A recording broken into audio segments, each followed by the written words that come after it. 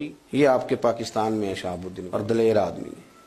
وہ کہتے ہیں میں تو سویا ہوا تھا افغانستان میں، میری تو خواب میں ایک درویش آئے، کہنے لگے آ کے ہندوستان پہ حملہ کر، میں نے ماحول بنا دیا ہے، رب تجھے کامیابی دے گا۔ شہابالدین کہتے ہیں میں نے خواب دیکھی، میں سو گیا، اگلے دن وہ پھر آئے، کہنے لگے یار تجھے کہا تھا حملہ کر، اللہ تجھے فتح دے گا۔ کہتے ہیں میں نے کچھ زیادہ دلچسپی نہیں لی، سو گیا، تیسرے دن آئے تو مجھے جھنجھوڑا، کہنے لگے تیرا دماغ کام نہیں کرتا، میں نے کہا حملہ کر، اللہ فتح دے گا، آتا کیوں نہیں؟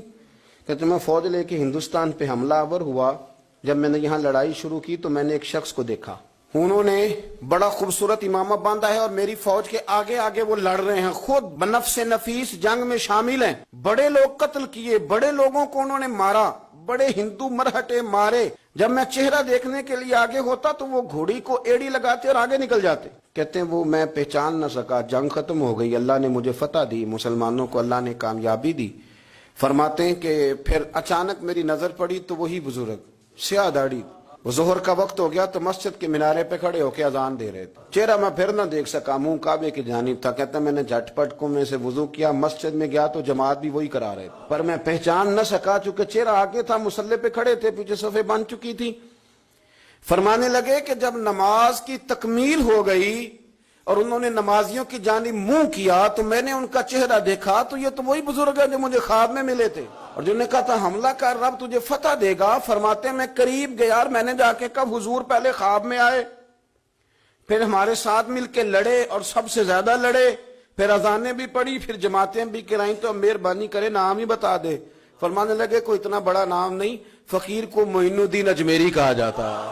شہاب الدین غوری کی قبر نا ڈاکٹر عبدالقدیر خان نے بنوائی ہے، کسی گدی نشین نے نہیں بنوائی کہ گلہ لگاؤں گا۔ اور ڈاکٹر عبدالقدیر خان کہتے ہیں جب حکومتیں مجھے توڑ دیتی تھی، میرا حوصلہ ٹوٹتا تھا، میں میزائل بنا رہا تھا ایٹمی قوت، تو ایک صفحہ پڑھتا تھا شہاب الدین غوری کے حالات پہ اور میں تازہ ہو جاتا تھا۔ اس نے تو میزائل کا نام بھی غوری رکھ دیا ہے، یہ شہاب الدین کے نام پہ رکھا ہے۔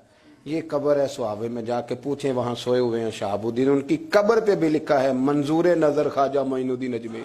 آپ کیا بات کرتے ہیں کہ صوفیان جہاد نہیں کیا؟ کہاں رہتے ہیں آپ آئیں ہم آپ کو آئینہ دکھائیں، پر ان کو آئینہ جو دکھایا تو برا مان گئے، ان کو آئینہ جو دکھایا تو برا مان گئے۔ او خدا کے بندو، یہ سارے درویشوں کے ماننے والے، پروردہ درویشوں کے، انہوں نے سیکھا تھا، اور کسی نے پوچھا تھا حضرت خواجہ عبید اللہ احرار سے کہ آپ نے یہ طریقت، یہ تصوف، یہ جہاد کہاں سے سیکھا؟ کہنے لگے رسول اللہ کے صحابہ سے۔ دیکھ لیں صحابہ میدان جہاد میں بھی صوفی ہوتے تھے، اللہ والے ہوتے تھے، درویش ہوتے تھے، اور سب سے بڑے درویش ہی نبی پاک کے صحابہ ہیں۔